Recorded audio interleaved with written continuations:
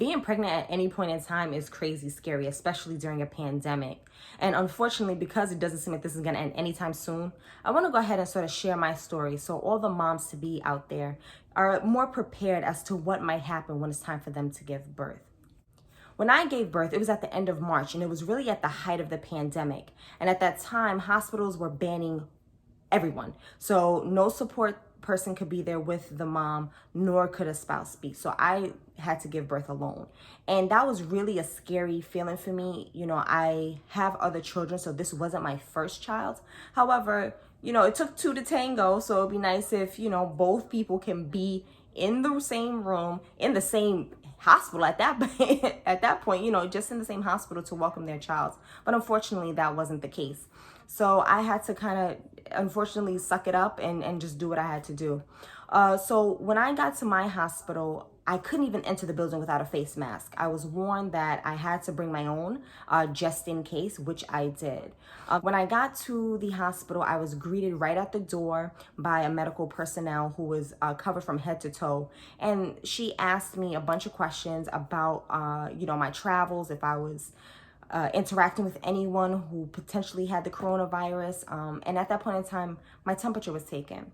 I had my mom escort me to the hospital, but they told her that she had to leave as soon as she walked in. So that's what she did. So I had to proceed upstairs by myself.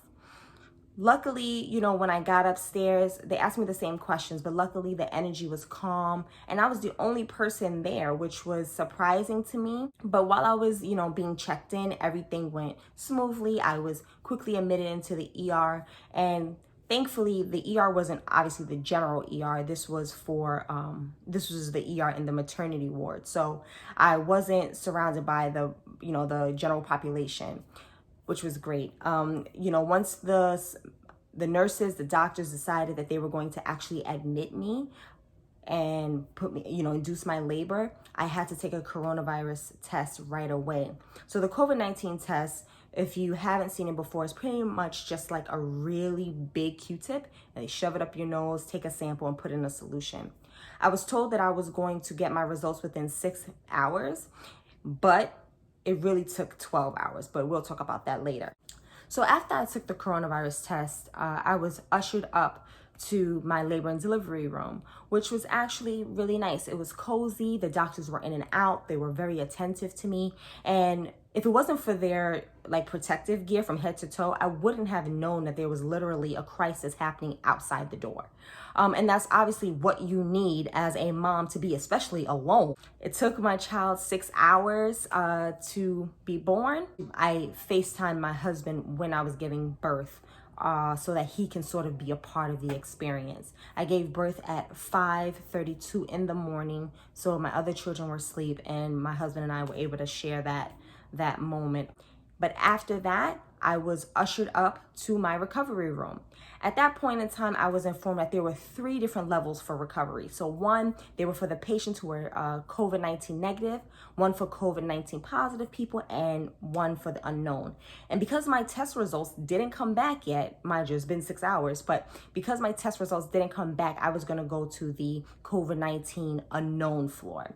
And when I got up there, it was beautiful.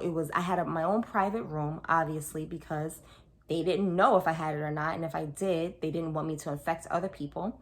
So I had my own private room. I had a television, a private bathroom, and of course my baby was next to me. So it was all good there. The nurses came in, checked on me, fed me. It was great. I eventually was informed that I was COVID-19 negative, which was amazing, obviously.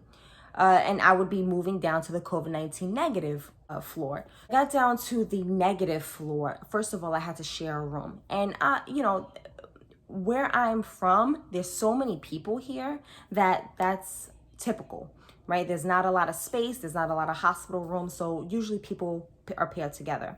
When I give birth, though, my husband and I usually save for a private room. One, because my husband wants to spend the night and I want him to be there as well. And then 2, is just more calming for me. You know, me and the new baby, I don't want to have to hear, honestly, another mom and her baby crying. You know, I already have my own crying baby over here. So it just gets a little bit overwhelming when you have like sort of roommates there. But in this particular instance, I had to room with another person, which I could understand, obviously. But more importantly, the rooms were dirty. The bathroom wasn't kept clean because it was such a crazy time. The quarters, like the spacing was really being maximized. So me and my roommate was pretty much on top of each other. Her baby, my baby, we had a bathroom that only had a toilet in it, and then the sink was next to her bed, which was just, hospitals already have that eerie feeling, like, because it's a lot of disease and whatever there. So I'm already getting a little bit of heebie-jeebies when I'm there. But especially during this time, you're heightened and you're like, really like, oh my goodness, I didn't want to touch anything. I didn't shower, to be honest. I didn't shower. I didn't touch anything. I brought my own hand sanitizer. And the baby nursery was open. And sometimes I take advantage of that for a couple of hours so that I can kind of recover. But I did not. The baby stayed with me my entire stay because I could not think about the possibility of, introducing the baby to what was happening outside the doors. So I was very overprotective. I was informed that because of the pandemic, I was being released within 24 hours. I had a vaginal delivery. Everything went well for both me and the baby. So there was really no reason for me to stay. So that was great news for me because obviously I was by myself, and I wanted to get the hell out of that hospital as quickly as possible. So that was good news. But while I was there for those 24 hours, the doctors really didn't check on me. The nurses were kind of really short. And I don't mean like height short. They were short with their answers. You can really feel the energy there, and it wasn't good energy. You could tell that they were like really being ran into the ground. Of course, doing the best they can, but really being ran into the ground. And it was a complete opposite feeling of what I felt when I was in the labor and delivery space compared to when I was, in my actual room to sleep and to, kind of be for the rest of my stay. So I was kind of left to fend for myself a lot. Thankfully I had my iPad with me. The 24 hours came, it went, and I literally, once, I got my paperwork signed to be released and did all the, the usual stuff, I hauled ass, ran out of there and never looked back. The situation could have been a lot worse if I didn't have a vaginal delivery, if this was my first child. Things could have been a lot worse. So I'm thankful for the experience that I did have, although it's not ideal. And although when I think about it, it brings sort of tears to my eyes just because I know that my husband was sort of robbed of the experience. But